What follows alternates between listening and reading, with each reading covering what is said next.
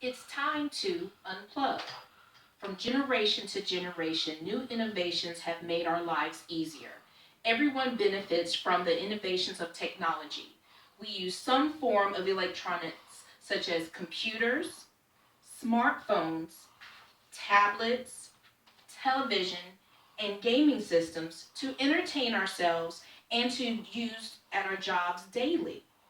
In schools at every level, technology is used to enhance the student's learning experience. In many schools, it is a requirement to use technology for assignments and even to communicate with teachers and classmates. However, we do not realize how dependent we have become to these gadgets.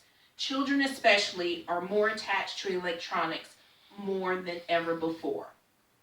We need to be able to observe the world without having to touch a screen or being plugged into an outlet. A change in school education policy to limit the amount of time using electronics of any kind would ensure our children do not overuse electronics.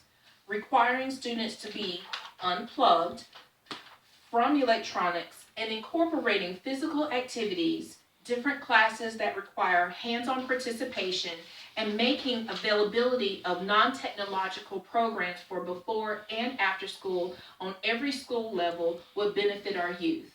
Reason being is that I found interesting in an article from Psychology Research and Behavior Management that states problematic interactive media use, PIMO, aka internet or video game addiction, is increasingly presenting to pediatricians for care.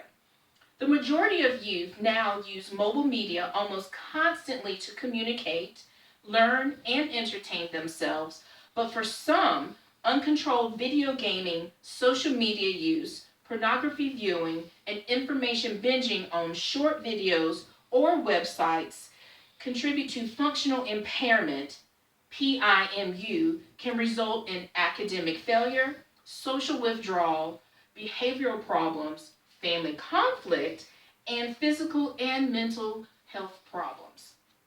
As a parent, I do not want to see these problems to occur to any child at any age, and combating this issue with a change in policy in schools can only help.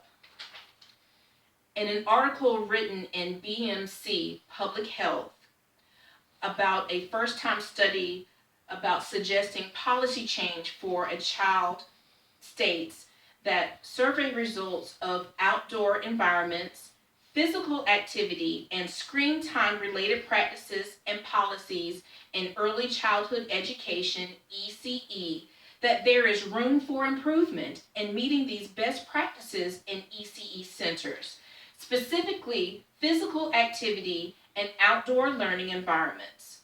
Although there are state regulations in requiring specific minutes of moderate to vigorous physical activity for students enrolled in pre-kindergarten, there are currently no separate provisions for childcare.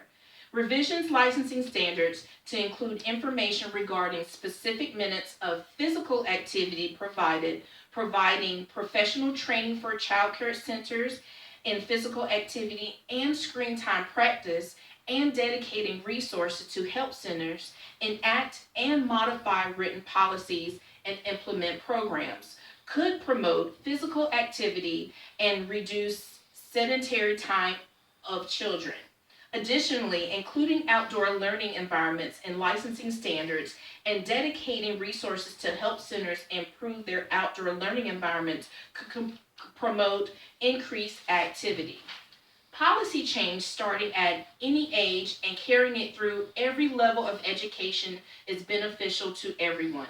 As a working parent, we often do not have enough time to be physically active with our children every day. We need such policies to help limit the exposure time to electronics. Even being able to monitor my own children's electric usage at home is not enough. At the elementary school my youngest child attends, we are fortunate to choose elective courses in physical education, home economics, agriculture, and zoology to ensure the exposure time to electronics is limited. However, these courses are not available consistently through the year or in each grade. A change in policy would make these more available. Another activity to help limit the exposure time to electronics is being community active.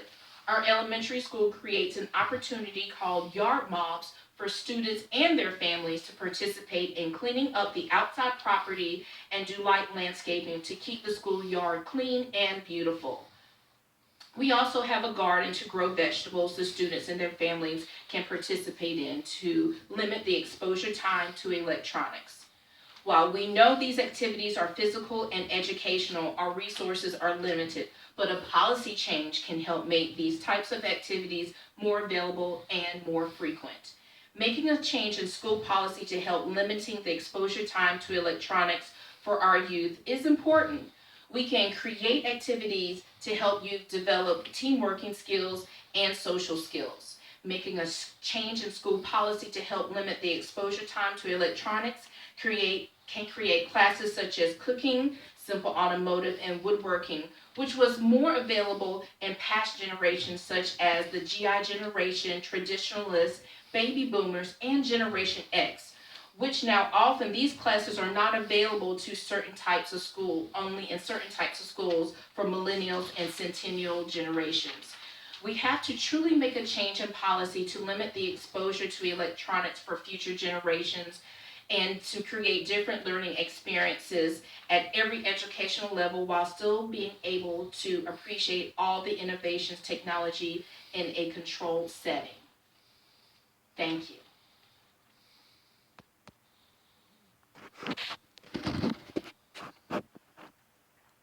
Very good.